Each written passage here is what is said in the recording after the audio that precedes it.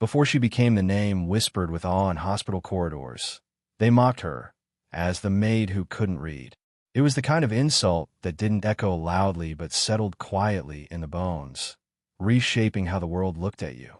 Terrell Wade had grown used to that look, the one that mixed pity with contempt, the kind people gave to those they thought would never rise beyond servitude. In the early hours of dawn, the Lagos mansion of Mr. Adebayo came alive like a golden city within a city, polished floors, gleaming cars, gates that opened only for names that mattered. And in its shadows, Tara Lynn moved like a ghost, sweeping, dusting, washing, existing. She was 28, her back strong from labor, but her spirit worn by the weight of silence. Orphaned at 9, raised by an aunt who traded prayers for food, she had never known the comfort of a classroom. Her education came from watching people, their moods, their words, their eyes. From that, she learned to survive. She was never taught to read, but she had learned how to feel what words meant long before she knew how to pronounce them. Each morning began with the same rhythm, the clatter of dishes, the scent of lemon polish, the faint sound of gospel radio drifting from the guardhouse. And each morning, Tara Lynn reminded herself that silence was her armor. She spoke little, listened more, and kept her emotions sealed in the same way she kept her shoes polished, so the world would never see the dirt beneath. Her employer, Mr. Adebayo, was a man carved from wealth and wounded pride. Once a respected businessman, now obsessed with reputation, he had built his house as a fortress against failure. To him, servants were shadows, useful only when unseen. And Tara Lynn, with her quiet manners and uneducated tongue, was an easy target. It happened one evening during a dinner party that was supposed to celebrate a new contract deal. The guests were men in suits, women in diamonds, laughter rising like perfume. The long mahogany table gleamed, and Tara Lynn moved between seats with practiced precision. She had just refilled a guest glass when Mr. Adebayo's voice cut through the chatter. "Careful there, Tara Lynn," he said with a smirk, loud enough for everyone to hear. "You might pour the wrong wine. I keep forgetting. You can't read the labels, can you?" The table erupted in polite laughter, the kind meant to disguise cruelty as humor. A few eyes turned away in pity. But Tara Lynn stood still, her hands trembling only for a moment before she steadied the bottle and bowed slightly. The laughter echoed in her skull long after the moment had passed. The maid who couldn't read, it rolled off their tongues as entertainment. For her, it became a scar. That night, when the guests had gone and the lights had dimmed, she sat by the kitchen window, watching the rain trickle down the glass. Somewhere upstairs, the family slept in comfort, while she nursed her wounded pride. But even in the ache, she found something else, something that had always pulled her back from despair. The faint, fragile cough of a child. Imani, Mr. Adebayo's 8-year-old daughter. Imani was frail, delicate, often confined to her room because of asthma. Most of the staff kept their distance, afraid of responsibility, afraid of being blamed if something went wrong. But Tara Lynn had always drawn near.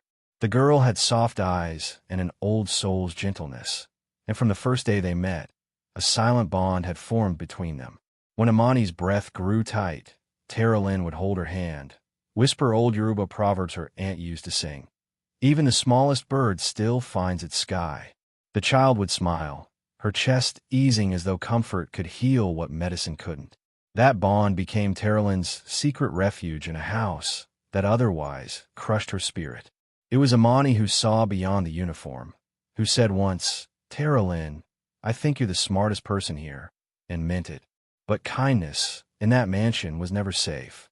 The more Imani grew attached to her, the more Mr. Adebayo's temper flared. He didn't like boundaries crossed, emotions mixed with duty.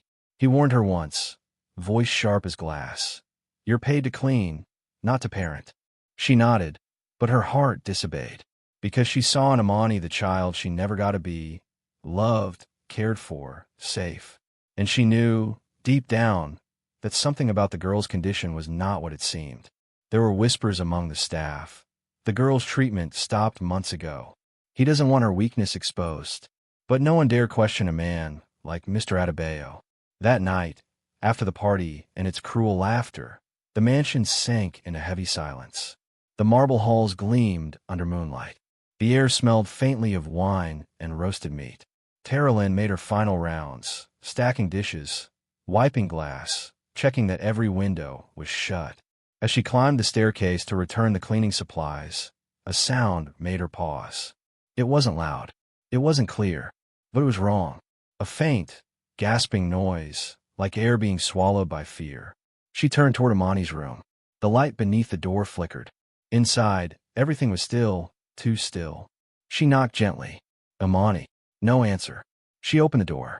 The girl lay asleep, chest rising unevenly. A humidifier hummed softly at her bedside.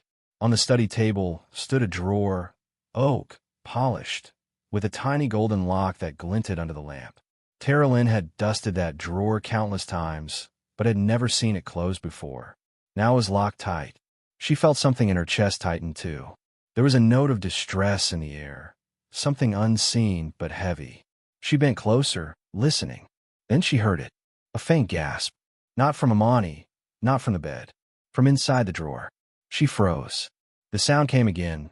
Soft, strained, almost human. Her breath hitched as her eyes darted to the sleeping child, then back to the locked compartment. Her instinct screamed that something was wrong. That drawer had never been used. She whispered to herself, "What's inside?" Her hand trembled as she reached for the handle. It wouldn't budge. She searched the desk, found a small bronze key resting beside a stack of unopened mail. The letters on the envelopes blurred before her eyes. She couldn't read them. But one thing she understood perfectly: secrecy. Tara Lynn slid the key into the drawer. The lock clicked once, then twice. Behind her, thunder rolled. The lights flickered. For a moment, she hesitated. Opening it might cost her job, even her safety. But not opening it felt worse. She had been humiliated, silenced, stripped of dignity, but she would not ignore that gasp. As she turned the key, the drawer creaked open, releasing a breath of cold air that smelled faintly of medicine and rust. Inside lay a small oxygen mask, unused, with tubes tangled like vines. Beneath it, papers, sealed envelopes, and a medical file stamped with red ink. She couldn't read the words, but she saw what looked like a child's name, repeated, and a doctor's signature crossed out. Her pulse quickened. This wasn't just storage. This was evidence. She looked at Amani again, the child sleeping too quietly, chest rising with effort. Something was terribly wrong. And Tara Lynn, the uneducated maid mocked for her ignorance, was now the only one standing between a secret and a life. In that moment, as the rain battered the windows and the mansion lay still, she made an unspoken vow. She would find out what this meant, even if it destroyed everything she had left. As Tara Lynn closed the drawer, a low wheeze escaped Amani's throat. The lamp beside her flickered once more, and the oxygen mask slipped from her trembling hands. Somewhere outside, lightning flashed against the mansion's walls, and in that flash, she saw the reflection of her own eyes in the mirror. Frightened, but awakening. Whatever lived behind this family's silence had just breathed its first warning. Some wounds are louder in silence, especially when caused by the ones who write your paycheck. The morning after she opened the drawer, Tara Lynn Wade didn't sleep. She sat on the edge of her cot in the small servant quarters, staring at the wall while the rest of the house dreamed in warmth. The documents in that drawer, the sealed envelopes, the oxygen mask, they were proof of something deliberately hidden. But from who? And why? She couldn't read them. Not properly, but she could feel their weight. She had tucked the papers back exactly as she found them. Locked the drawer. Left no trace. But her hands had trembled all night. Her heart, once steady in the face of mockery, now thudded with questions she couldn't name. By mid-morning, the house roared with life. Guests had returned for a brunch meeting. Laughter spilled again into corridors. The smell of omelets and imported coffee masked the tension building beneath the walls. Tara Lynn moved through the rooms with mechanical precision, setting glasses, arranging plates, folding napkins into swan shapes as she'd been taught. Then it happened. A shout from the study. Heavy footsteps. Mr. Adebayo's voice, sharp and slicing, called out her name. Tara Lynn. Now. The dining room fell silent. All eyes turned. She placed the last fork and walked, heart hammering, toward the storm. Inside the study, the air was stiff with anger. Mr. Adebayo stood beside his open drawer, eyes blazing. "Where is it?" he hissed. "Sir, you know exactly what I mean. My daughter's file is missing. The oxygen equipment has been touched. Who gave you permission to interfere?" Terraline's lips parted. Her throat dried.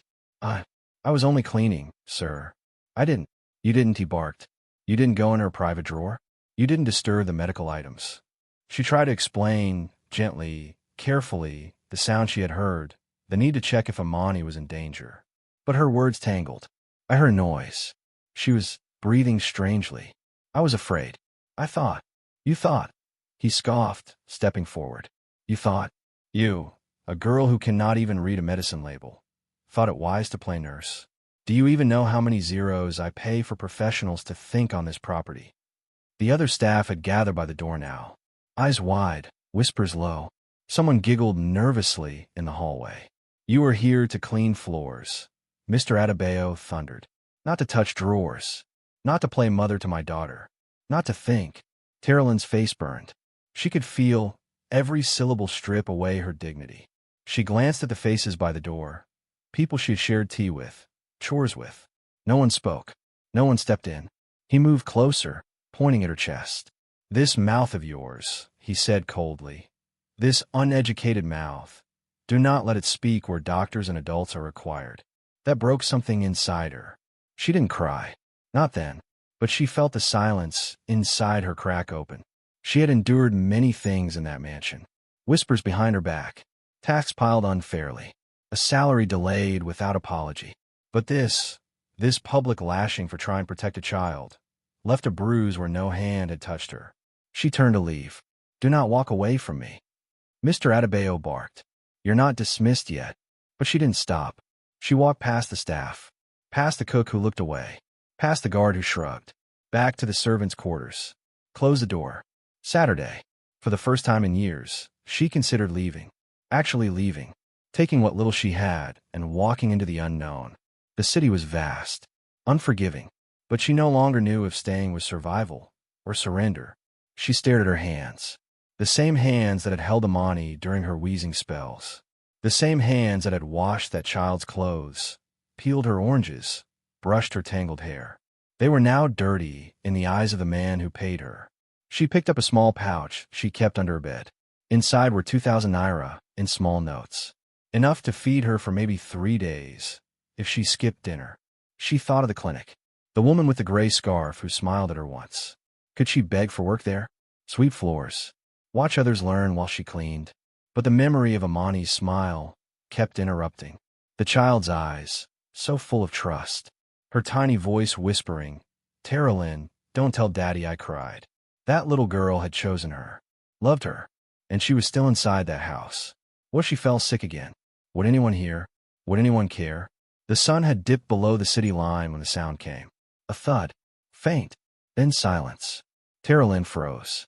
The house was mostly quiet now. Staff had retreated. Mr. Adebayo had gone out for a meeting. The cook was napping. The driver had taken the SUV. She stood, heart pounding. A second sound, like a soft collapse. She rushed toward the main corridor, bare feet against tile. Up the stairs, around the bend. She reached Imani's room and pushed the door open. Imani was on the floor, her limbs twitching, her lips slightly blue, her chest rising and falling like a balloon losing air. There was no one else. No driver. No nurse. No father. No sound, except for the soft, horrible gasp of a child slipping toward silence. Terraline dropped to her knees. Imani. She cradled the girl, head shaking, voice trembling. She looked around wildly. No inhaler in sight. No oxygen. Just her. Just her. As Imani's body convulsed in her arms, and the house remained deafeningly silent, Terraline screamed. Not for help, but in defiance. Because at that moment, she knew, if she didn't act now, that child would die in her arms. And she would never forgive herself. When you're not trusted with books, you're not trusted with lives. But she didn't wait for permission. There was no time to think, no time to question. When Terraline saw Imani's limbs twitching and her eyes rolling back, she didn't scream or run for help. She moved, quickly, deliberately, because no one else was going to. Her arms knew how to cradle weakness. Her feet knew how to navigate panic. She swept the child into her arms, holding her the way her aunt once held her, as a fever-ridden girl who refused to die. The hallway outside Amani's room was vast and hollow. Portraits of ancestors lined the walls, stoic men in Agbada robes staring down at her, as if daring her to break the order of things. The marble floor was slippery beneath her bare feet, and Amani's weight, though slight, was heavier with every gasping breath. No driver, no nurse, no medicine in sight, just Terralyn. She descended the stairs, gripping the banister with one hand, pressing Amani close with the other. In the grand kitchen, with its stainless steel counters and imported appliances, Terralyn placed the girl gently on the center island. The girl's lips had turned the color of bruised grapes. Her chest rose and fell with uneven desperation. Terralyn's hands were shaking, but her mind was drawing from somewhere older than fear. Her aunt, Mama Folake, used to treat sick children with herbal steam, lemon salt compresses, and whispered prayers. Those methods had no certificates, no licenses. But they had heart. They had results. She boiled water, crushed lemons with her knuckles, added salt from the tall ceramic jar. She moved with memory, not knowledge. Faith, not instruction. She dipped a clean cloth into the steaming mixture and laid it across Imani's chest. Her breathing shuddered. Terralyn massaged her limbs, muttering old Yoruba proverbs under her breath. She remembered one her aunt used when Terralyn herself had once burned with fever. Omi tutu ki pa omo. Cold water does not kill a child. Neglect does. She refused to neglect this child. Outside, Lagos rumbled, horns blaring, life moving. But in the kitchen, time paused. Shadows lengthened across the tiled floor. The oven clock ticked steadily. And in Terralyn's chest, dread curled tighter.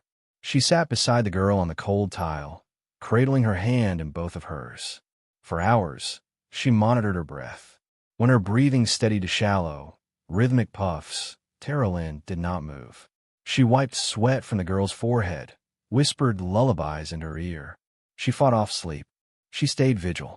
She prayed, not with elegance, but with desperation. God, I know I can't read, but you can read this situation. Don't let her go. Not like this. Not in my arms. Not without a fight. Dawn peeled back the dark. The mansion stirred upstairs, doors opening, taps running, heels on the polished floor. The cook entered first and gasped at the scene. Before Terralyn could explain, heavy footsteps approached. Then came the voice she had feared. What is this? Mr. Adebayo's voice cracked across the kitchen like thunder. He stood at the doorway, his shirt half-buttoned, his face a storm of sleep and fury. Behind him trailed two security guards, uncertain and quiet. Terralyn stood slowly, blocking the girl's body instinctively. She collapsed last night. No one was around. You what? He snapped. You decided to turn my kitchen into a clinic. I tried to help. She couldn't breathe. I used what I knew. You used what you knew? He repeated with mocking disbelief. What are you? A bush doctor now. What if you killed her? Terralyn stared at him, stunned, her voice barely above a whisper. She's alive. That's not the point. He stepped closer. You're not trained. You're not authorized. You're barely literate. And you dare lay your hands on my daughter's chest. Terralyn didn't respond. She couldn't. There were no words for this kind of cruelty. A man more outraged by her action than his child's suffering. Where was the nurse? He demanded. She wasn't here. And the driver had gone. Then you wait. You wait. That's your job. You do what you're told. Nothing more. The guard shifted awkwardly. The cook lowered her head. You're lucky nothing happened, he hissed. If she died under your care, do you know what they would have called that? Manslaughter. You'd be in handcuffs right now. Each word slashed deeper than the last. She had saved the girl's life, but none of that mattered. Not to him. Not when spoken through an uneducated mouth. If anything happens to her again, you won't just be fired, you'll be destroyed. Do you understand? Terralyn nodded once. Her jaw clenched. She would not cry in front of him. Not for him. He signaled to the guards. Take her upstairs. Clean her up. And keep her away from this maid. They obeyed. Amani was carried out, half-conscious, her small hand reaching backward toward Terralyn. The girl's fingers opened and closed in empty air before disappearing around the corner. The kitchen emptied. Terralyn stood alone. Her hands smelled of salt, and lemon. Her knees ached from hours of kneeling.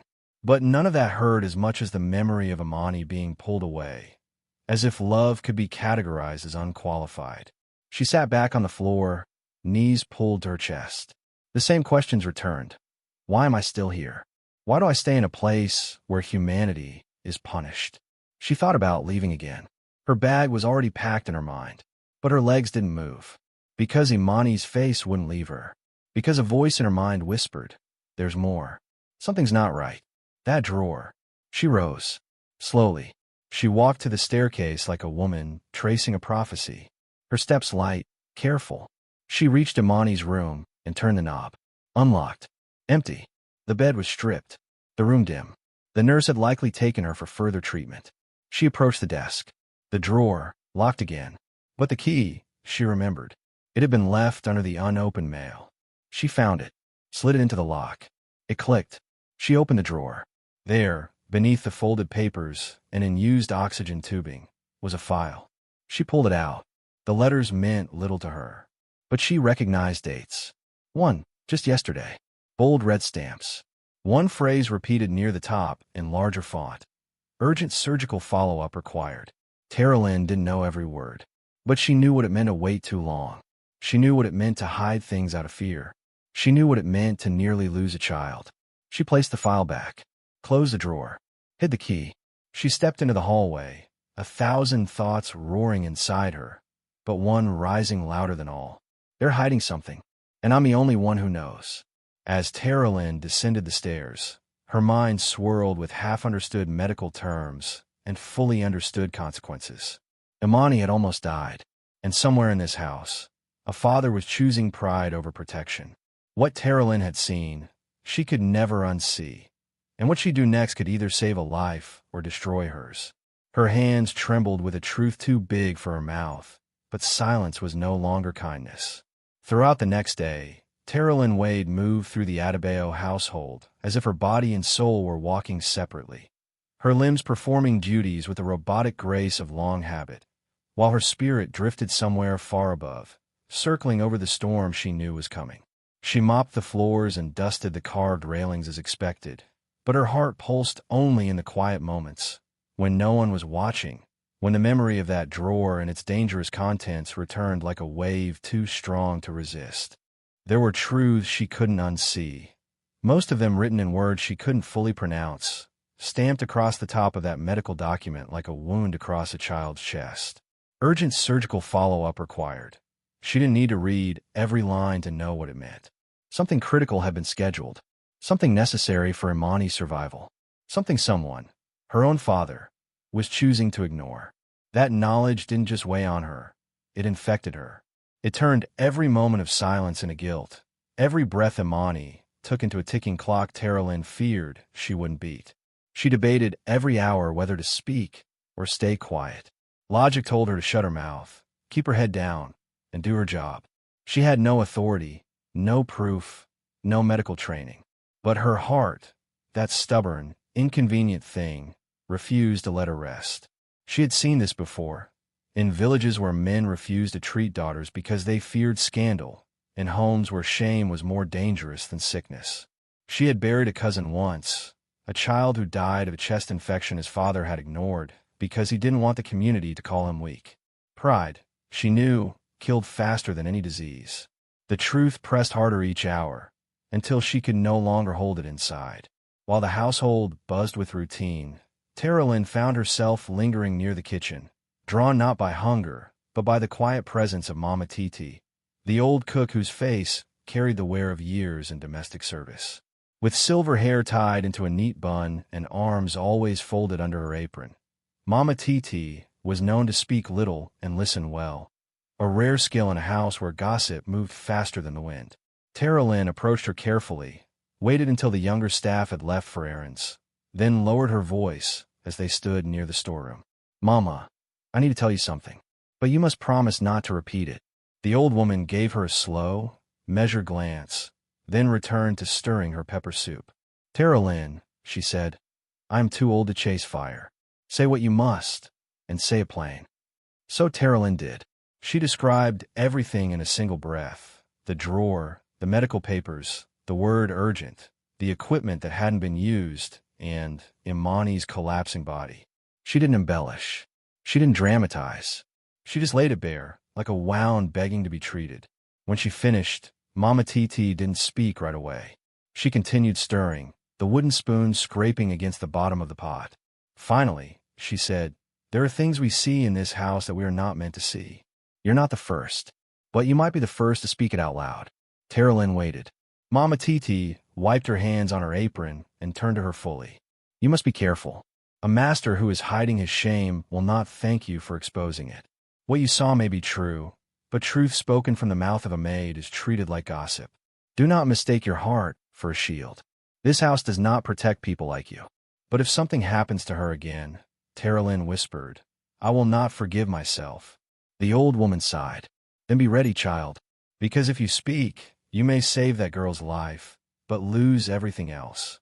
Tara Lynn nodded. She had already made her decision.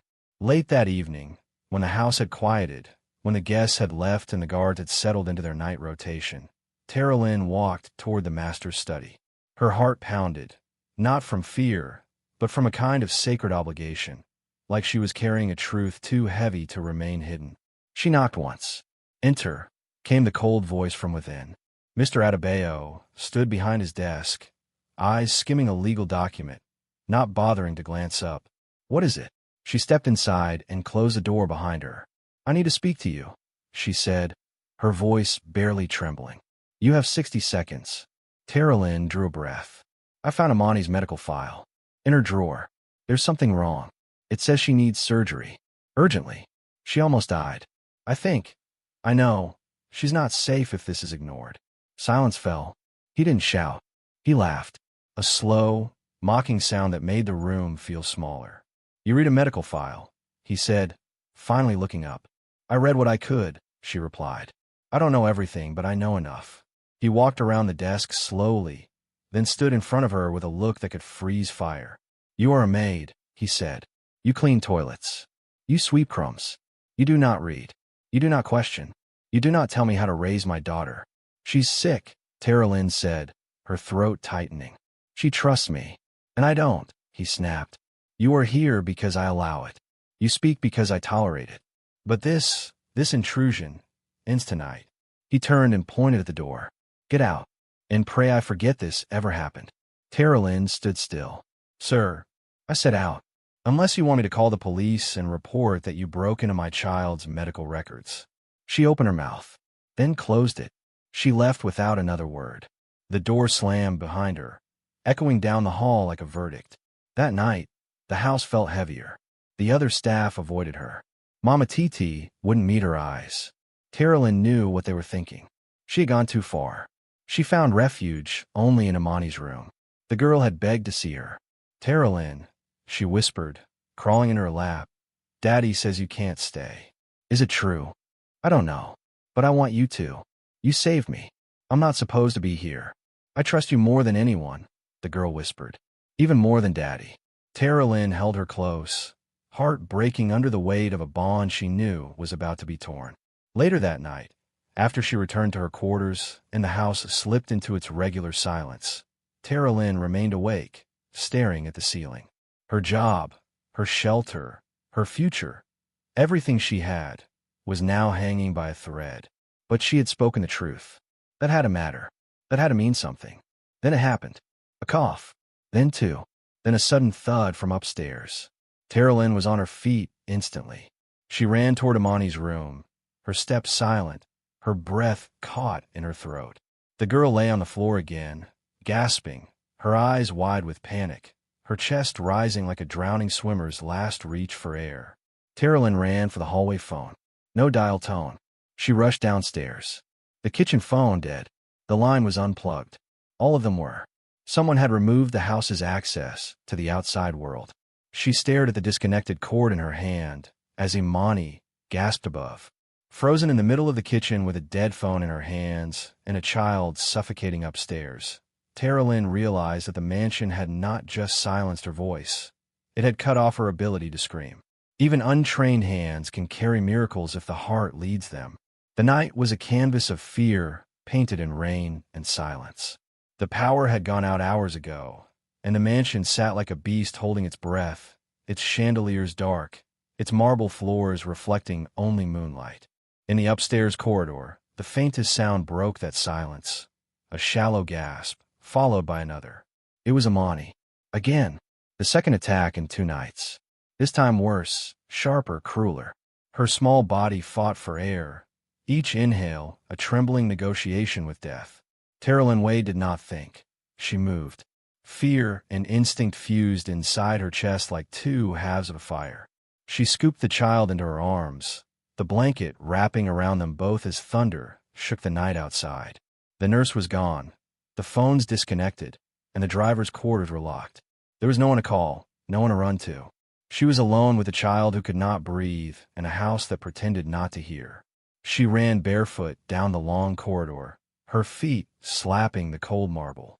Every step was a defiance, every breath a prayer. The front door was locked, but she found the back entrance open, perhaps left unbolted by carelessness or fate.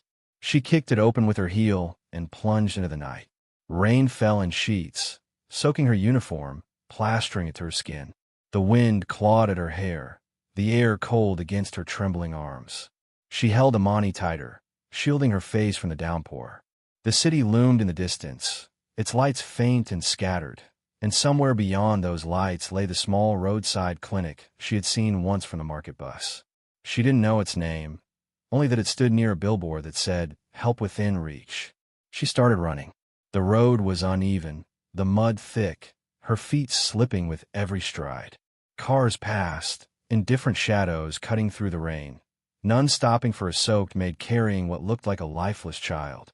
She shouted, waved, begged, but the traffic swallowed her voice.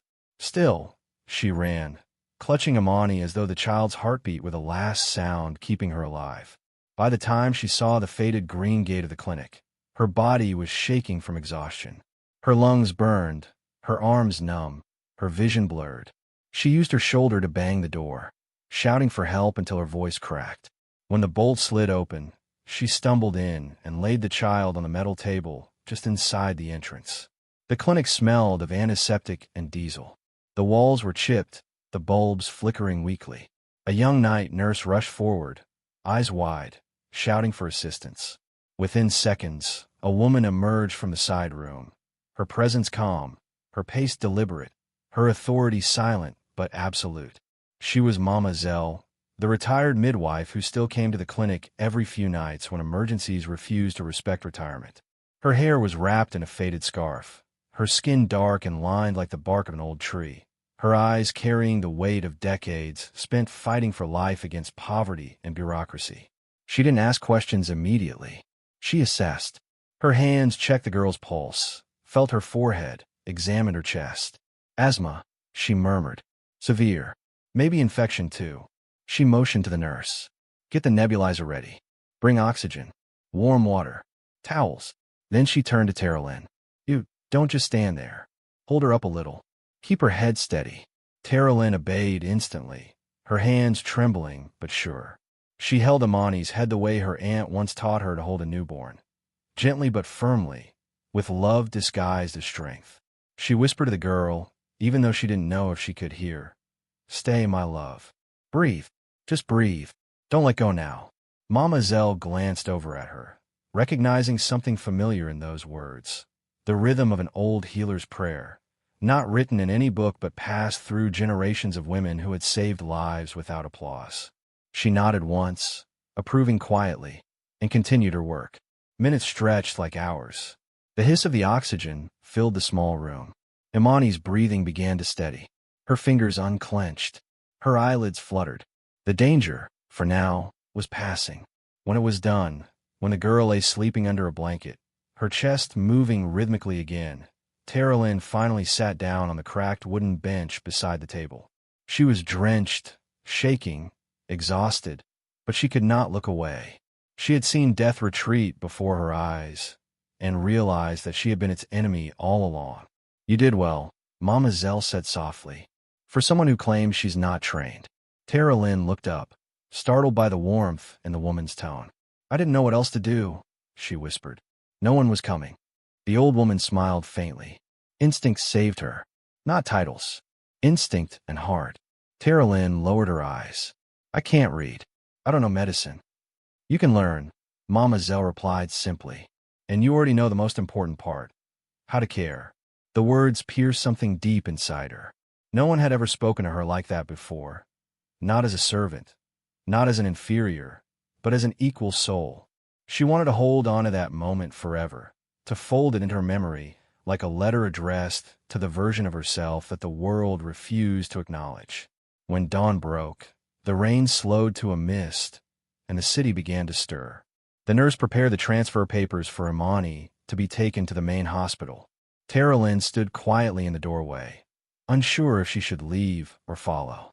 She felt like an intruder in a place where miracles happened, yet something inside her whispered that she belonged among these walls. Before she left, Mama Zell pressed a small, frayed anatomy booklet into her hands. The pages were yellow, the diagrams faint, the cover half torn. Start with this, she said. You won't understand everything now, but the pictures will speak. Come back when you're ready to listen again. Tara Lynn stared at the book, her fingers trembling as though she held a sacred object. I can't read, she murmured. Then start by looking, Mama Zell said. Learning begins with seeing. When she returned to the mansion later that morning, her uniform was still damp, her eyes rimmed with fatigue, her spirit burning quietly with something new. No one noticed she had been gone. The staff assumed she'd been cleaning the upper rooms. The household moved as if nothing had happened. But inside her, something had shifted irrevocably. For the first time, she didn't feel small. She didn't feel invisible. She felt useful. That night, after the house had gone to sleep, she lit a candle in her small room. She took out Mama Zell's booklet and Imani's old picture books, the ones filled with simple words and bright drawings, and placed them side by side. Her fingers traced the letters on the covers as she mouthed the sound slowly, trying to shape meaning out of symbols that had once mocked her. She copied letters onto old receipts, whispering each one like a prayer. B, C, D. Her lips moved clumsily, but her eyes shone with determination. Days turned into weeks. She divided her nights between reading practice and her new secret visits to the clinic. She didn't tell anyone, not even Mama TT. There, she washed sheets, fetched water, carried babies, refilled the medicine shelves. And every time she lingered near Mama Zell, the old woman explained something new, a pulse, a temperature, a symptom. Words that once seemed foreign began to feel like seeds sprouting in her mind. Imani, meanwhile, was recovering fast. She had returned from the hospital, her cheeks pink again, her eyes bright. The first time she saw Tara Lynn, she ran straight into her arms. They told me you carried me through the rain, she said, her voice small but filled with wonder. They said you saved me.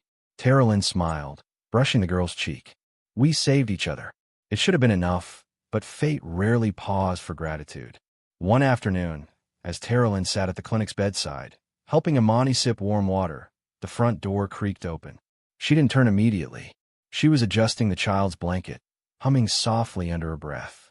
It wasn't until the room grew still that she sensed something had changed. When she looked up, she froze. In the doorway stood Mr. Adebayo, his eyes dark with disbelief. He had come unexpectedly to check on his daughter's recovery, and now found the maid he had scorned kneeling beside her bed, guiding her breathing, checking her pulse, speaking softly like a nurse. For a long moment, no one moved. The silence was thick, heavy, electric. Tara Lynn didn't bow. She didn't apologize. She didn't even rise. She simply met his gaze, her expression calm, her hand steady on Imani's shoulder. For the first time, she wasn't afraid of what he might do. Because for the first time, she knew exactly who she was. As the old midwife glanced between them, understanding flickering in her eyes, Mr. Adebayo took one slow step forward, his voice low and trembling. What are you doing here? He demanded. And though he meant it as an accusation, to Tara Lynn, it sounded like the beginning of something he could no longer control. The world didn't change, but her posture did. The moment Mr. Adebayo saw Tara Lynn kneeling beside his daughter's hospital bed, something in him stuttered. He stood in the doorway, not as a master surveying his servant, but as a man confronting the undoing of a truth he had long believed immutable. That status defined capability. His eyes moved from Imani, smiling faintly, cheeks flushed with recovery, to the woman at her side, her back straight, her hands calm, her presence undeniable. In that moment, there was nothing about Tara Lynn that looked like a maid. She could have been a nurse, a teacher, a protector. She could have been anything. He didn't speak. He didn't shout. Instead, he turned to the doctor, who had entered moments later, and gestured toward Tara Lynn with restrained confusion. "She has no training," he said, in a tone that attempted authority but lacked its usual weight. The doctor, a thin man in horn-rimmed glasses and a permanent frown, barely looked up from the chart in his hands. "She didn't need training to save your daughter," he said. "She needed instinct, compassion, and courage." Mr. Adebayo said nothing after that. When Imani was discharged 2 days later, he returned to the mansion with his daughter in one car, and followed reluctantly by Tara Lynn in another. He never announced her reinstatement. He didn't apologize. But her room wasn't cleared. Her salary wasn't stopped. She returned to duty without ceremony, without scolding, without praise. In that silence, Tara Lynn heard something new, the sound of a man whose authority had begun to question itself. Back at the house, things were not the same. Imani clung to her more than before, refusing the company of the newly reassigned nurse. She wanted only Tara Lynn, wanted her for meals, for bedtime stories, for the long evenings where her breathing was still uneven and her dreams still shallow. Tara Lynn became her shadow, and slowly, that shadow became light. One afternoon, as they sat under the mango tree in the back garden, Imani placed a picture book in Tara Lynn's lap. "Can we read this one?" she asked, her voice soft. Tara Lynn hesitated. Her reading had improved, but only slightly. Still, she didn't want to say no. She opened the book, traced the words with her finger, and read, slowly, faltering at first, then stronger. Imani didn't interrupt. She listened with a smile, correcting only when asked, never laughing when a word came out broken. In those hours, the roles blurred. Tara Lynn was a student, then a teacher, then both. The book became a bridge between what she had been told she could never do and the small proof, line by line, that she could. Others noticed the change, too. Mama Titi, the cook who had once warned her not to speak above her station, now left extra food on her tray. The guards at the gate, who used to look past her, now greeted her with nods that carried a quiet respect. Even the younger maids, once eager to mock her behind her back, began asking questions about the clinic, about what it felt like to be useful beyond the house's walls.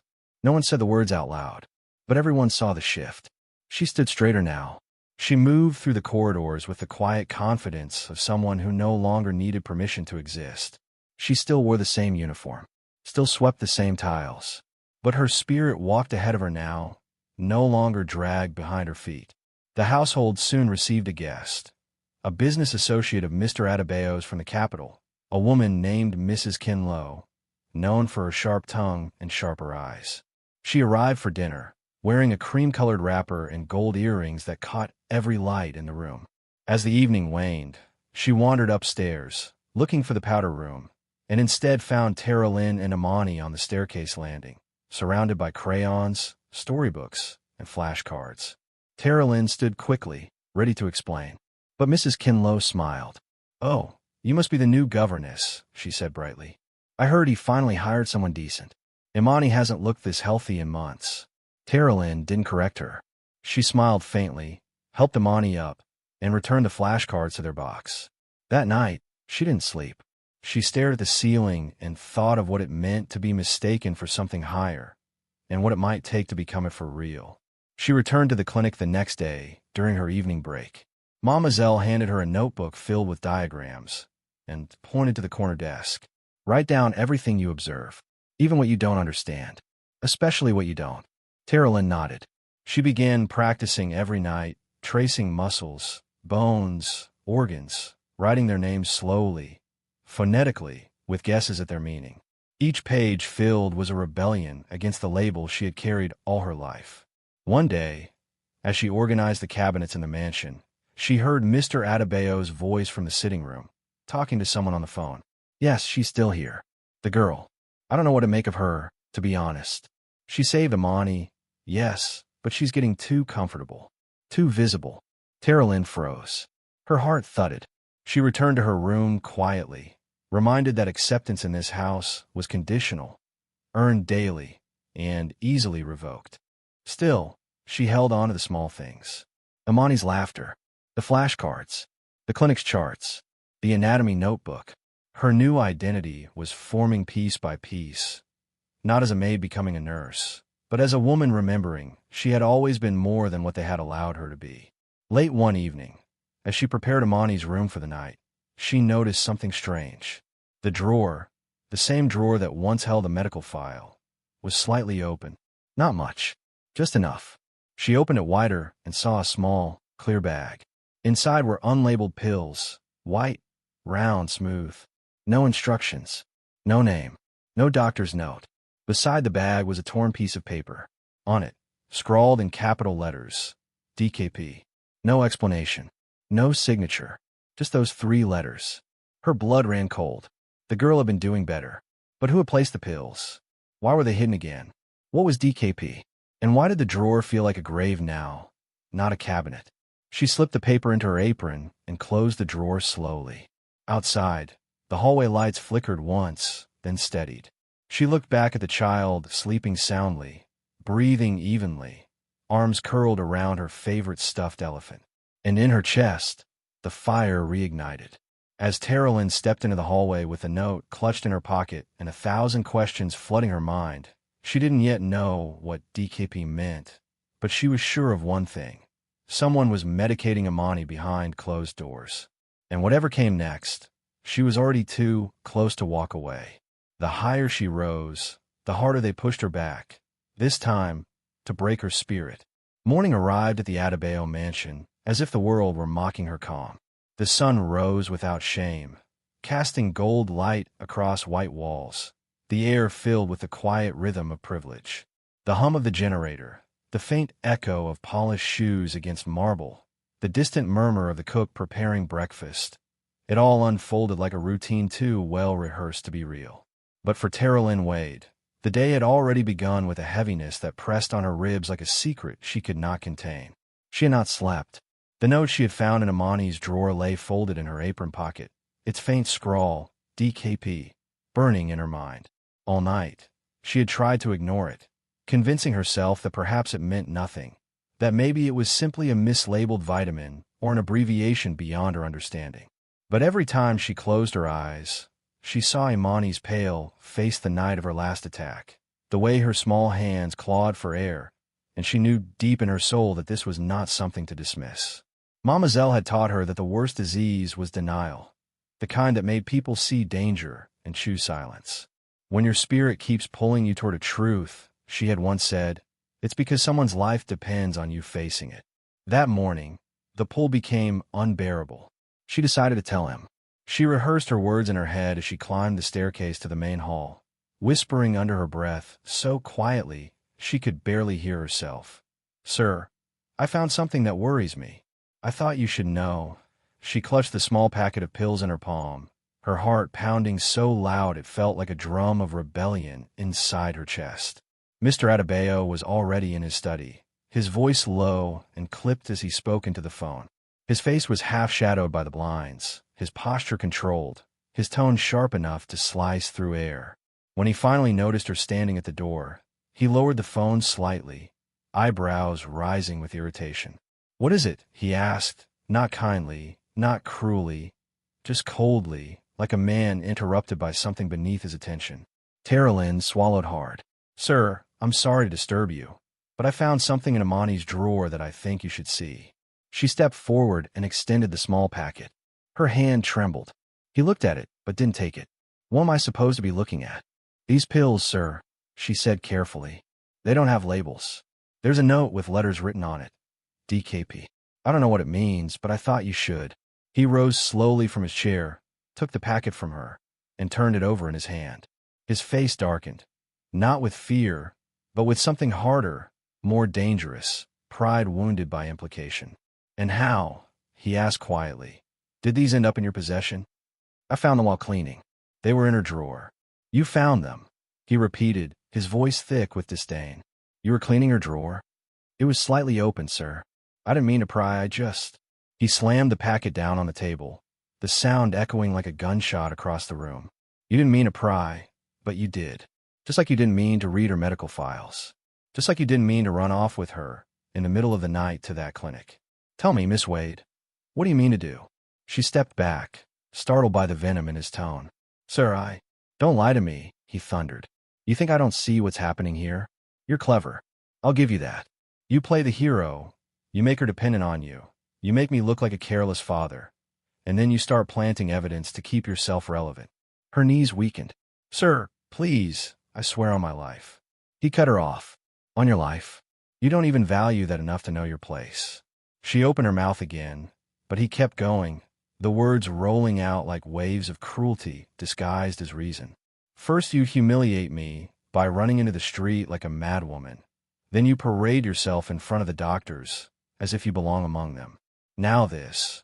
Poison hidden in my daughter's room, conveniently discovered by the same woman who wants to prove she's indispensable. The accusation struck so hard it took her a moment to breathe. She tried to speak, but only air came out. Poison, she whispered, disbelief strangling her. What else would it be? He asked, eyes blazing.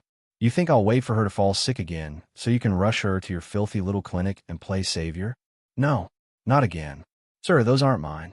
You can ask anyone. Ask the pharmacist, the nurse. He raised a hand. Enough. She froze. I've tolerated your insolence long enough. You forget whose house feeds you, whose name protects you. Without me, you're nothing but another maid in a city full of them. Her lips trembled, but she didn't cry. Not this time. There were no tears left. Only the quiet, burning disbelief that goodness could be punished this brutally. From the hallway, Imani's voice called out softly, Daddy. He turned sharply. Go back to your room, Imani. But the little girl didn't listen. She ran in barefoot, eyes wide with panic. What's happening? Why are you shouting at her? She's leaving, he said coldly. She doesn't belong here anymore. Imani's face crumpled. No, she didn't do anything wrong. Those pills, they're mine. They're just vitamins.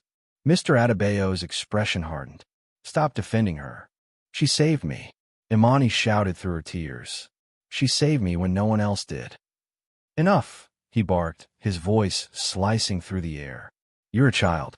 You don't understand the ways of this world. She understands more than you, Tara Lynn said softly, surprising even herself, because she knows what love looks like when it's real. The words hung in the air like smoke after fire. Mr. Adebayo's hand clenched into a fist. Get out, he said.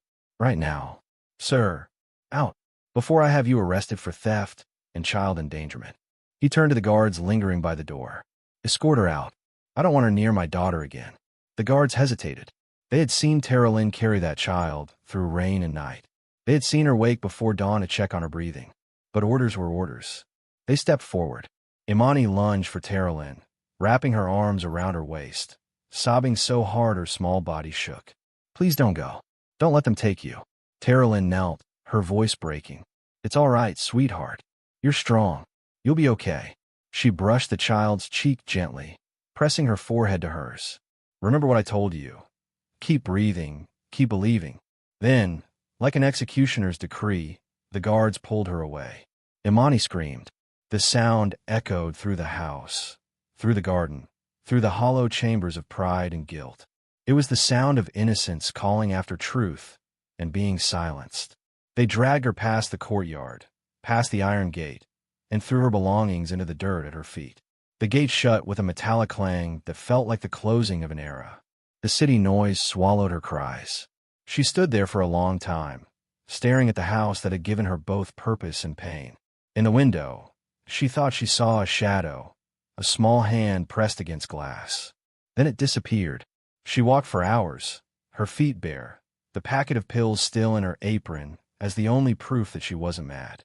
She reached the roadside clinic by sunset, her body aching, her spirit half-cracked. The gate was padlocked. A handwritten sign flapped in the wind. Closed. Senior nurse hospitalized. Her stomach dropped. Mama Zell, she whispered. A young nurse emerged from the side path, eyes weary. You're the woman from the night of the rain, she said. Mama Zell asked for you before they took her to General. High blood pressure, complications. They won't let anyone in to see her. She said to tell you, keep learning, no matter what happens. The words hit harder than any insult ever could. Carolyn nodded numbly. Thank you. When darkness came, she sat against the clinic wall, her back pressed to the concrete, her anatomy notebook clutched to her chest. The city roared in the distance, indifferent. The stars blurred behind her tears. She thought of leaving Lagos entirely, vanishing into another town, another life. But even as she tried to imagine it, she knew she couldn't. Not while Imani was still there. Not while unanswered questions still breathed inside that mansion. She dozed eventually, her body surrendering to exhaustion. The night wind brushed against her face, carrying the smell of rain and dust. In the early gray of dawn, the squeak of bicycle wheels stirred her awake. A boy no older than 15 coasted toward her, a paper bag strapped to his handlebars. He stopped, squinting. Are you the one they call Tara Lynn? He asked, his voice cautious. She sat up slowly. Who's asking? He rummaged in the bag and pulled out a folded sheet of paper, worn and stained with colored pencil. A girl at the big house gave me this, he said. She said you'd be near the clinic. She paid me with her bracelet. Tara Lynn took the paper with trembling hands. She unfolded it carefully. It was a drawing, 2 figures under a tree, one tall, one small, holding hands. The taller one had a heart drawn over her chest. At the bottom, in uneven letters, were the words, "Come back. I need you." Her eyes filled before she could stop them. The tears fell silently, smudging the ink, turning the words into waves. She pressed the drawing to her heart, her shoulders shaking. The boy watched in quiet confusion. Should I tell her you got it? He asked softly. Tara Lynn looked up, her eyes glistening but resolute. No, she said. Tell her I'm coming. As the boy rode away and the city stirred awake, Tara Lynn sat beneath the rising sun, clutching the fragile paper like a map back to her purpose. She didn't know where to start or what price she would pay, but she knew this much. The fall was over, and the fight was just beginning. Some voices echo louder when you're not around to answer them. The rain began without warning, a thick, merciless downpour that blurred the city into a gray watercolor. By the time the first drops fell, Tara Lynn Wade was still seated on the rough pavement beside the clinic wall, her back pressed to the concrete, her hands clutching the child's drawing against her chest, as if it were the only thing keeping her heart from spilling out. The paper had already begun to warp beneath the rain, the ink bleeding, the stick figures dissolving into blurred ghosts. Yet she held on as though her grip could stop the world from erasing the one voice that still called her name. The street emptied as people ran for cover, but she did not move. The clouds roared, thunder cracked, and the heavens opened wider, washing the dust from the roads, but leaving the ache inside her untouched. The drawing, the one with those words, "Come back. I need you," stared back at her like a plea from a world she no longer had the power to protect. Every letter carried the weight of the child's trust, a trust that now felt like both salvation and curse. The more she read it, the harder it broke her. Her body shook as the cold crept in through her wet clothes. For years she had swallowed her tears, trained her face to show obedience even when her spirit screamed, but now the wall inside her cracked. The sobs came quietly at first, then deeper, rawer, until she was weeping openly into the storm. The sound was not delicate. It was the sound of something breaking, not for pity but for release. She thought of every hand that had pushed her down, every word that had branded her unworthy, every time she had been told to stay in her place. But what was that place now? She was no longer inside the gates of wealth, nor inside the safety of purpose. She was nowhere, and nowhere, she realized, was lonelier than being unseen after doing everything right. She tilted her face to the sky, her tears lost in the rain, and whispered, "If this is my punishment, then let it end here. If this is my test, then give me strength to stand through it." The storm did not answer. Only the whisper of water against pavement, the echo of passing tires, and the hollow rhythm of her own heart kept her company. By morning, the rain had softened into drizzle. The city was waking, its chaos stretching back to life. Vendors setting up stalls, buses honking, children running barefoot through puddles. Tara Lynn rose stiffly, her body aching, her throat sore from crying. Her reflection in the clinic window startled her. Swollen eyes, tangled hair, a woman worn thin by circumstance but still standing. Beneath the dirt and exhaustion, she saw something else, a stubborn ember that refused to die.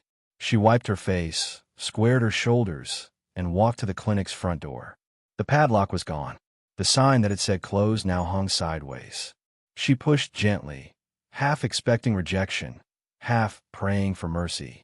Inside, the same nurse from before looked up in surprise. "You came back," she said quietly. "Yes," Tara Lynn replied, her voice rough but steady. "I came back for work. Any work.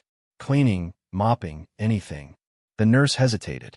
"We don't have salary to offer. We're only open part-time until the matron returns." "I don't want money," Tara Lynn said. "I just want to be here." The woman studied her for a moment, then nodded slowly.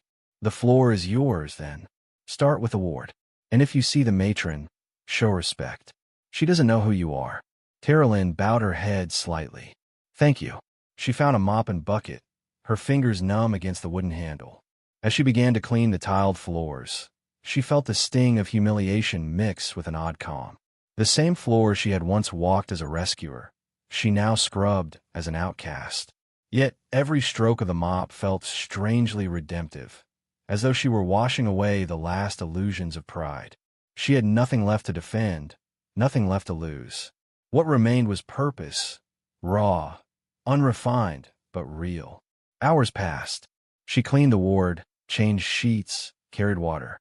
She moved silently through the corridors, watching the nurses at work, memorizing their motions. Even without a mentor, she learned by observation. The placement of hands during a pulse check, the steady patience in changing dressings, the whispered reassurances that anchored a patient's fear. Each gesture, each word, became a lesson. Every act of care became scripture.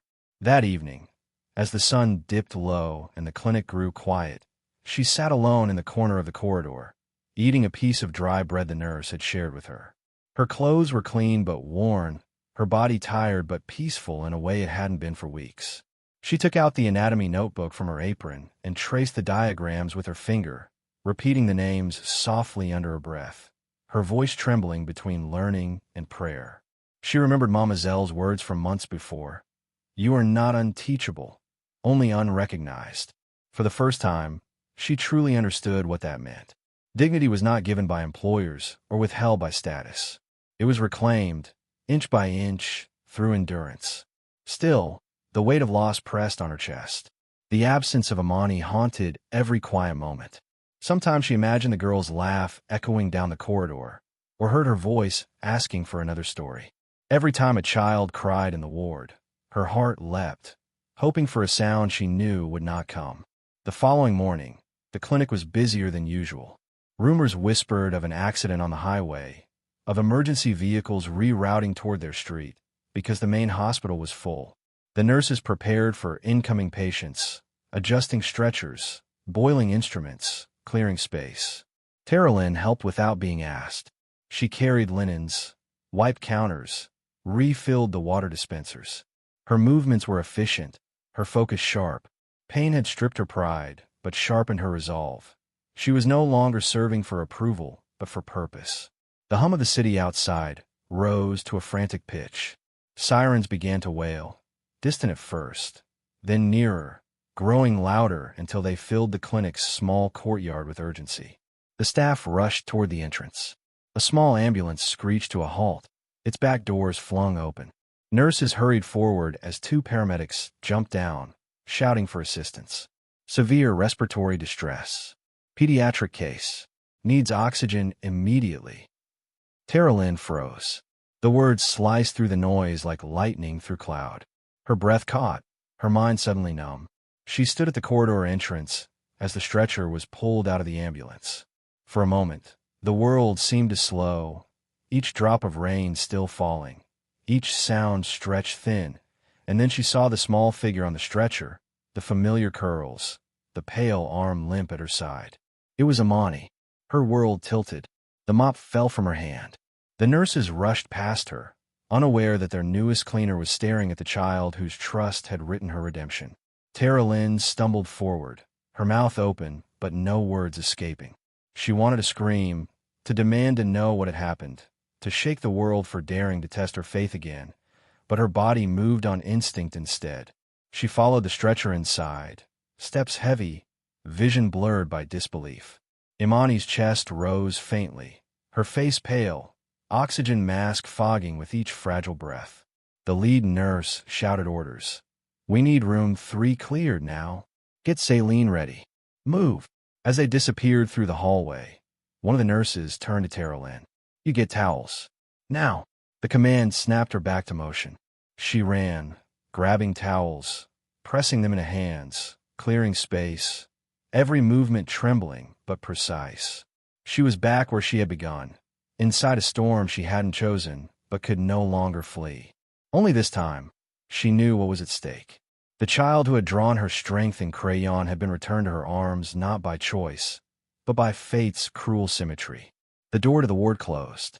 Through the small glass pane, she could see flashes of motion, oxygen tubing, syringes, white coats blurring together. And there, barely visible beneath it all, the curve of a small hand twitching once before falling still. Tara Lynn pressed her palm to the glass, her body trembling, her voice no longer her own. "Please," she whispered. "Please not again." As thunder rolled once more across the city and the oxygen monitor inside the room beeped in uneven rhythm, Tara Lynn stood frozen outside the glass, soaked in fear and rain, watching the child who had once been her light flicker again between life and shadow. The echoes of every unanswered prayer filled her ears, and this time, she didn't know if anyone, not even God, was listening. She stepped into the clinic, not as a maid, but as the one soul who wouldn't let the child die. The room was a furnace of motion, nurses shouting orders, machines humming, the steady hiss of oxygen filling the air. But through the chaos, Tara Lynn Wade moved with an unnatural calm, her hands trembling only for a moment before instinct took command. She stood at the foot of the bed where Imani lay, the little girl's body dwarfed by tubes and wires, her skin pale as candle wax. The smell of antiseptic mixed with rain. The sound of thunder outside pulsed in rhythm with the erratic beeping of the heart monitor. The lead nurse barked at her. "You, hand me the suction tube." Tara Lynn didn't hesitate. She moved where directed, anticipating needs before they were spoken. The hours of quiet observation she had stolen at the clinic were now the language her hands spoke fluently. When the four-stand tilted, she caught it. When the oxygen mask loosened, she steadied it. She held the child's arm with the same balance of pressure and gentleness she had learned from Mamazelle's aging hands. "Pulse stabilizing," the nurse muttered. "Keep her airway open." For the next 20 minutes, the world collapsed into a single task, breath. Every second stretched, every breath measured, every motion sacred. The child who had once been her shadow now hovered between worlds, and Tara Lynn refused to let her slip away again. She whispered as she worked, her voice a fragile thread connecting memory and hope. "Stay with me, little one. Stay." Outside the ward, the clinic door burst open. A sharp voice cut through the rain. Mr. Adebayo, drenched, breathless, demanding answers. He had followed the ambulance through the storm, not knowing where it would lead, only that his daughter was inside and that the universe had turned against his control. The nurse at the front desk pointed wordlessly toward the ward. He reached the doorway and froze. There she was, Tara Lynn, his former maid, his accused, his exile, standing at the bedside of his dying child, her soaked uniform clinging to her face focused, her movements sure. The medical team moved around her, not questioning her presence, not treating her as an intruder, but as one of them. He opened his mouth to shout, to protest, to demand she step back, but the words refused to come. He could only watch. Tara Lynn adjusted the child's mask and leaned close. "Breathe, Imani. You're safe.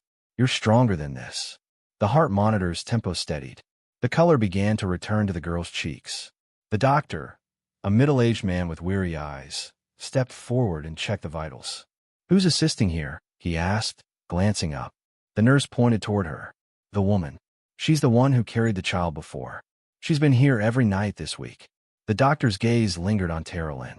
You've done this before? Tara Lynn hesitated, her voice soft but steady. No, sir. Only what I've learned by watching. From someone who taught me to listen before I act. Ooh, Mama Zell, she said. She taught me that healing doesn't always need certificates. It needs care. The doctor nodded slowly. She trained me once, he murmured, half to himself. Then louder. Well, she trained you well. You probably just saved this child's life. Mr. Adebayo staggered back a step, his face drained of color. The truth, the one he had fought, denied, punished, now stood living before him. His pride, that fortress he had built brick by brick, cracked open under the weight of reality. The maid he had humiliated had saved his daughter twice, once in defiance and once in duty. He watched in silence as the medical team stabilized Imani fully. The room quieted, the machines found rhythm, the air thick with relief. When the doctor announced that the crisis had passed, Tara Lynn slumped slightly against the wall, her breath shallow but steady.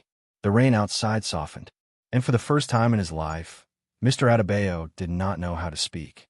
He stepped closer, his expensive shoes soaked with muddy water, his composure broken by something raw and unfamiliar, shame. The doctor and nurses stepped out to give space. Only the three of them remained, father, child, and the woman who had bridged the space between them with her faith. Mr. Adebayo looked at his daughter, her tiny fingers twitching under the blanket, her face peaceful at last. Then he turned to Tara Lynn. The words came out hoarse. You were right. Tara Lynn lowered her gaze. It doesn't matter now, sir. She's breathing. That's what matters. No, he said quietly. It matters. Because I couldn't see it. I couldn't see her illness. I couldn't see my own cruelty. He swallowed hard. When my wife died, I told myself that control would keep us safe. That discipline would replace loss. But all I built was fear. And when you try to help, I treated your courage like rebellion. His voice cracked. I thought keeping her alive meant keeping her hidden. I was wrong. For a long time, he just stood there, looking at his hands, the same hands that had signed paychecks, raised walls, silenced voices, and realized that none of it had protected what he loved most. His shoulders sagged. Then, slowly, tears came, awkwardly at first, as though his face didn't remember how to make that expression. Tara Lynn had seen many things in her life, sickness, hunger, humiliation, but she had never seen this. A powerful man weeping not for loss, but for understanding. I'm sorry, he said finally. I accused you of poisoning her. I threw you out with nothing. I broke your name. She met his eyes for the first time. You broke more than that, sir, she said quietly, not in bitterness, but in truth. You broke the part of her that believed kindness is safe. That is harder to heal. He bowed his head. Can you forgive me? She took a long breath, looking down at the small hand resting in hers. I don't know if forgiveness is mine to give. Maybe it's hers. They both looked at the child, sleeping peacefully. The machines hummed in quiet harmony, the storm outside replaced by stillness. Then, as if some divine rhythm demanded balance, the door creaked open again. An old, familiar voice filled the room. So this is where my stubborn student chose to finish her lesson. Tara Lynn turned. Mama Zell stood in the doorway, frail but alive, her hospital gown draped beneath a shawl. A nurse hovered behind her, scolding softly, but the old woman waved her off. You think you can keep me from my clinic? From my children? Tara Lynn rushed to her, tears flooding anew. Mama Zell, you shouldn't be here. And miss the day my student saves the ungrateful rich man's child, she said, smiling faintly. I'd rather die on my feet than rest while you live the lesson I taught you. Mr. Adebayo stepped forward, humbled. You're her teacher? The old woman nodded. Teacher, midwife, stubborn friend of God.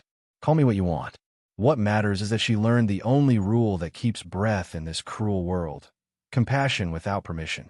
Mr. Adebayo lowered his head. Then I owe you both my child's life. Mama Zell chuckled softly, her voice rasping but strong. You owe her more than life. You owe her belief. She looked at Tara Lynn. Now, child, finish what you started. Care for the girl. But this time, not as their maid, as her healer. Tara Lynn's lips trembled, her eyes shining. I don't know if I'm ready for that.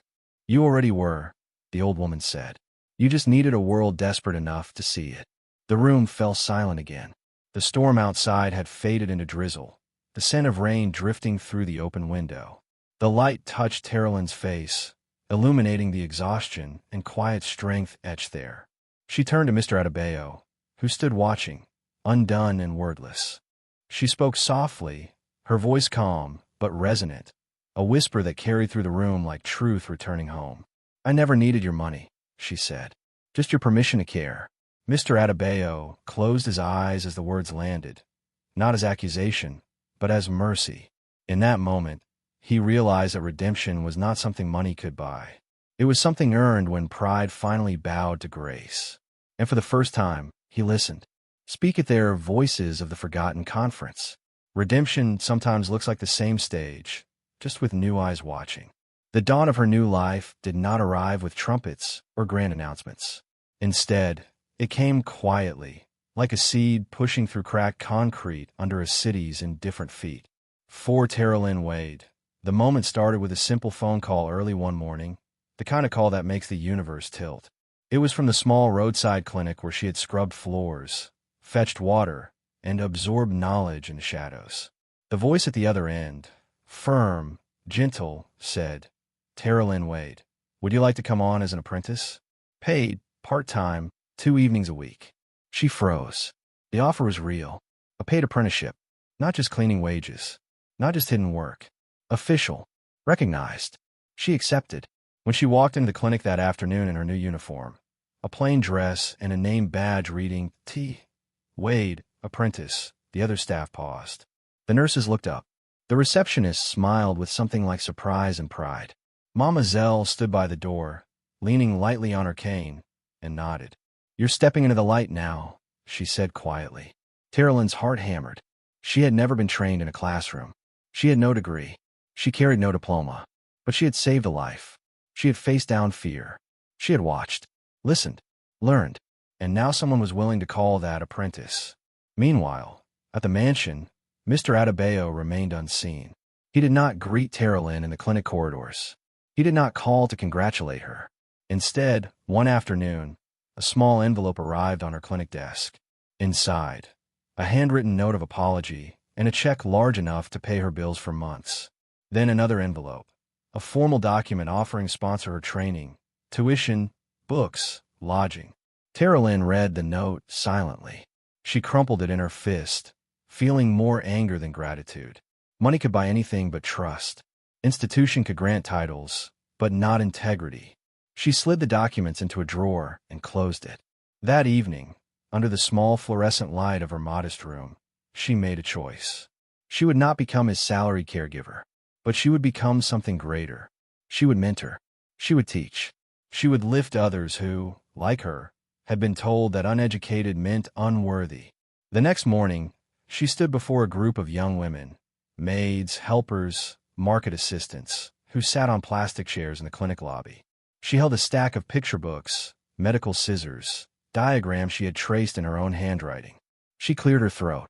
Today, she said, we begin health basics. Knowing when a cough is just a cough, and when it is a cry for help. Knowing that your hands matter, that your voice matters, that you do not need permission to care. Their eyes were wide. Some nodded. Others shifted, uncertain, but one by one they leaned in. And by the end, when she asked them to practice taking a pulse on their neighbor's wrist, there were tentative smiles, hesitant hands, quiet pride. The community began to see her in a new light. Neighbors called her Nurse Wade, not as mockery, but as recognition. In the market, the broom seller greeted her warmly. The guard at the clinic gate held the door open. And at the mansion's gate, once a barrier of shame, guards now nodded as she passed by in her clinic uniform. No words needed. Her presence announced the change. She still visited the mansion, but not as a servant. She brought flyers for her classes, pamphlets from the clinic. The driver and the gardener watched from shaded spots as she walked through the compound. Some frowns followed. Old power does not vanish quietly, but the silence that met her steps no longer wounded her. It steadied her. One afternoon, as the sun dipped low and the mango tree in the hospital yard cast its long shadow, Terolyn sat with Amani on a bench. The girl, no longer pale and trembling, sketched with bright crayons.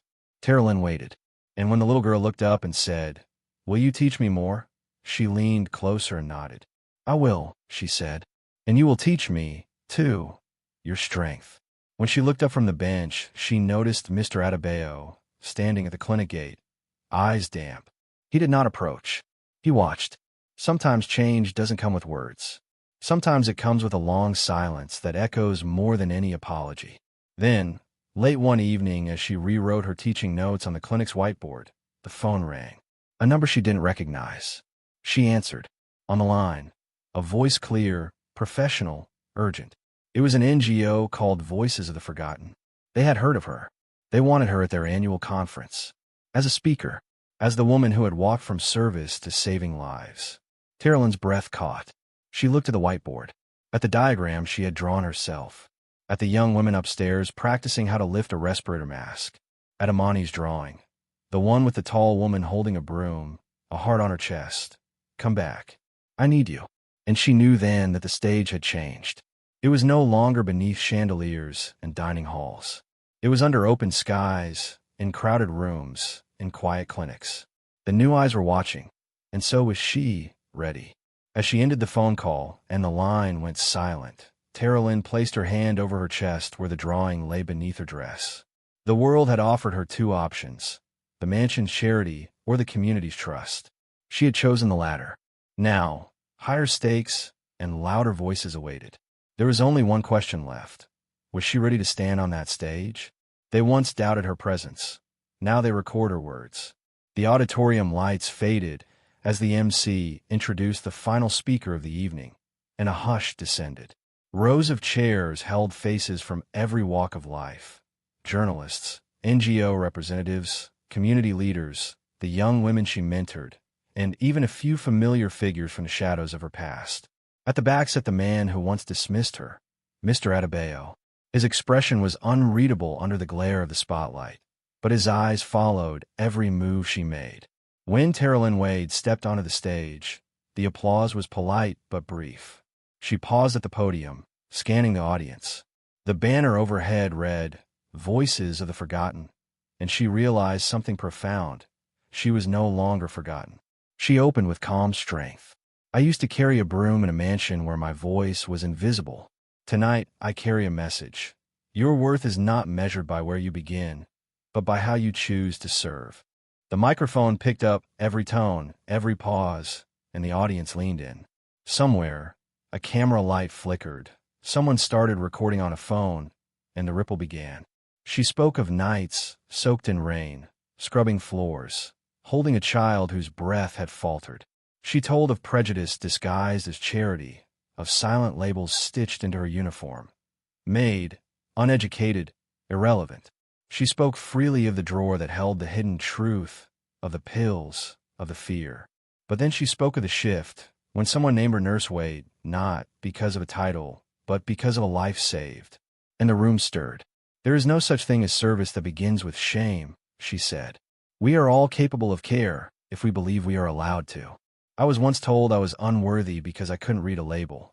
But I learned to read a child's fear, and that became enough." The words landed like stones into quiet water. Murmurs rose. Smartphones recorded. On social media, tags began flashing. Hashtag NurseWade, hashtag From Aid to Healer, hashtag Voices of the Forgotten. When she finished, the applause built slowly, then broke into standing ovation. Her cheeks flushed. She nodded, held the trophy handed to her by the conference director. The local hero of health award, glass sculpture of hands lifting a heart, as if to say, "Care raised us all." The next morning, the local news ran her story across the region. "Maid becomes healer," read one headline. Another, "Uneducated to award winner. Nigerian nanny redefined service." But within all that, the real shift was quieter, when children in the community began calling her Nurse Wade, not in mockery, but respect. When the guard at the clinic door greeted her with, "Good evening, nurse," and held the door open. When Mama TT brought her extra soup and placed it gently on the table without asking. When young women in the market stopped her, shyly, to ask how they, too, could learn. That afternoon, at the gala dinner hosted by one of the foundation partners, Mr. Adebayo appeared unannounced. He did not come with flourish, nor did he try to reclaim authority. He simply approached her table, reflected in the soft chandelier glow, and placed his hand on her shoulder. The room quieted. He looked at her directly and said, "Tara Lynn, you have done what I believed impossible." His voice was low, but steady. Then he hugged her. It was not a fleeting shake, but a warm embrace. A father to a daughter, a boss to the one he misjudged, a man to the woman who refused to vanish. Cameras clicked. The crowd rose from their seats. The moment went viral. Smiles, tears, respect mingled in the flash of lenses. Imani stood beside them, eyes bright and teary-eyed. She held Tara Lynn's hand. The image was perfect, the child safe at last, the one who saved her standing proud. As the lights dimmed and the after-party hummed in the background, Tara Lynn stepped aside to the terrace. The night air was warm. The city lights a soft glow across Lagos's waterline. She held the trophy in one hand and her anatomy notebook in the other. She felt the magnitude of this climb. From midnight cleaning in a mansion to public addresses, from scorn to hero status. She thought of Mama Zell's words. You already were ready. She thought of Imani's small hand in hers on that mango tree. She thought of the silent guard, the market vendors, the young women in flip-flops who now looked at her differently. She realized the real triumph was in the change of perception, not only in others, but in herself. Just then, a courier appeared and handed her an envelope carried in a red ribbon. She excused herself from the small gathering and opened it outside. The envelope bore the seal of a foundation in the United Kingdom specializing in global community health. Her hands trembled as she read the first words. We are pleased to inform you that you have been awarded the International Scholarship for Formal Caregiving and Community Health. Tuition, residence, travel all included. The scholarship would allow her to study abroad, to bring back knowledge, to mentor a larger scale. Tara Lynn closed her eyes. She thought of the boy on the bicycle, the drawing with the tall woman, the heart above her chest. Come back. I need you. She had answered that call. Now the world was calling. In the quiet night, she raised her head. She surrendered the doubt she had carried. She accepted the invitation to new purpose. She stepped into the flood of lights, not as the hidden servant, but as the visible healer. She was ready. She placed the envelope on the table beside her trophy and notebook and whispered, "This isn't the end. It's the opening." Outside, the city pulsed, the air alive with possibility, and Tara Lynn Wade knew that the final ascent awaited.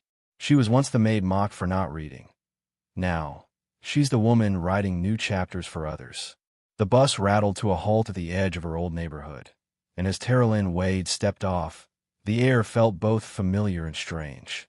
The narrow street where barefoot children darted between cracked houses, where vendors shouted the morning prices of yams and plantain, where laughter filtered through open windows.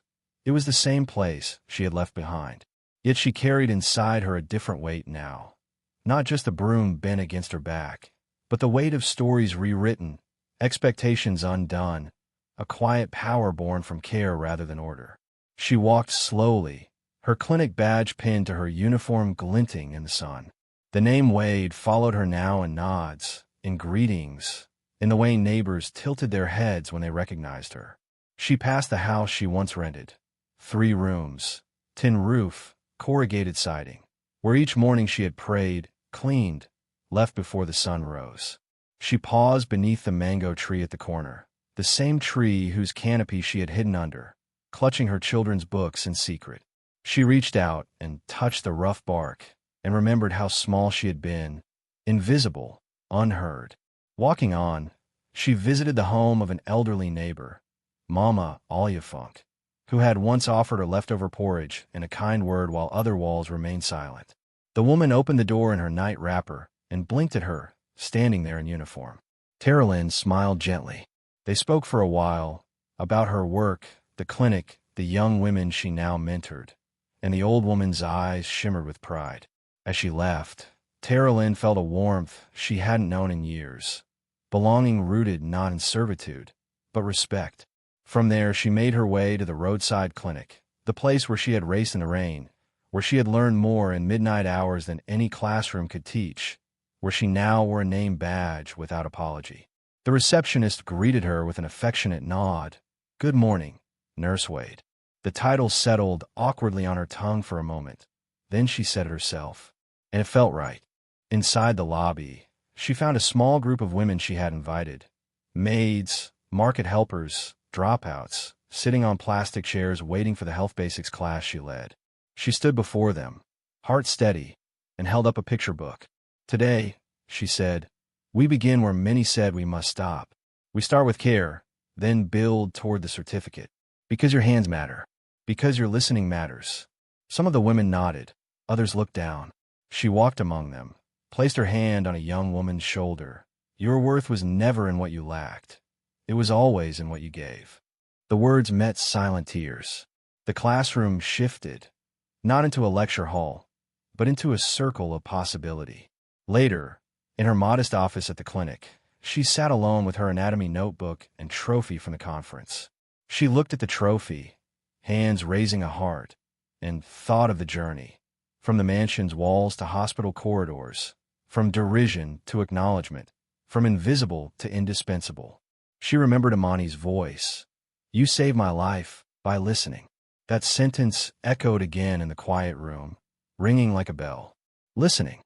Not a fancy title, not a degree. Listening was her first act of care. She reflected on all the nights spent tracing letters from picture books, the mornings cleaning up, the afternoons carrying water, the rain-soaked run. She thought of Mr. Adebayo's mansion, the luxury that had once cocooned her, and the pride that had nearly killed his child. She thought of Mama Titi's warning. Speaking truth in a house built on denial is like striking a match in dry grass. She had struck the match. The house burned, but she built again. She looked at her own reflection in the shiny surface of the trophy. A few months ago, she would not have recognized the woman staring back. The same features, her eyes, her hands, her scar from childhood, yet different, brave, quietly relentless. She pressed her hand to the badge and whispered to herself, "Woman of care." Not because I earned fame, because I refused to leave when I was told to go. Then she turned to the camera, because she now addressed more than a clinic lobby. She addressed the viewers beyond the walls of Lagos, past the continent, past the assumptions. "What would you do if someone else's child depended on you?" she asked, voice unwavering. "Have you ever been underestimated, but then prove them wrong? Drop your story in the comments. Someone needs to hear it." She scanned the room, thinking of the young women she mentored, the children she watched heal, the community shifting beneath her footsteps. Her final moral reflection: education opens doors, but compassion walks through them first. And she felt the full weight of it, because she had learned both. Education she claimed now, compassion she always had. The sky outside darkened as evening approached, city lights flickering on like stars in a painting. She walked back beneath the mango tree, the children still playing, vendors still calling, life still humming. She paused at the corner and watched them for a moment, and realized she no longer felt small. She felt purpose. She thought of the future, the scholarship abroad, the formal caregiving studies, the possibility of building training centers for young women like her. Not as a rival to education, but as a bridge, where heart met skill, where listening became knowledge. She saw herself returning to this neighborhood one day, not just as a former maid done good, but as a leader reshaping lives. The tree's leaves rustled in the evening breeze as she touched the bark again. She drew in a soft breath. Then she turned toward the clinic doors, walking away from the past and into the many hands she would hold next. She lifted one hand as if greeting the world. Her badge caught the last light of day. Her resolve stood tall. "Thank you for watching," she said in the camera's quiet frame, her eyes deep with memory and hope. "And remember this, your story isn't over until you decide it is. And your worth isn't given. It's reclaimed when you choose to care." In the final silence, the camera held her for a long moment. The former maid, now the woman who could not be silenced. The listener turned healer. The unseen become indispensable. The credits would roll, but she would keep walking. And someone, somewhere, would still be waiting for someone like her. They called her the illiterate maid. Today, the world calls her Nurse Wade. If this story made your heart ache, or your soul rise, don't scroll away. Someone out there is still being silenced. Have you ever been thrown aside, just to rise higher than anyone expected? Tell your truth in the comments, because your story might be the lifeline someone else is praying for. Like, comment, share, subscribe, not for the numbers, but for the voices still waiting to be heard.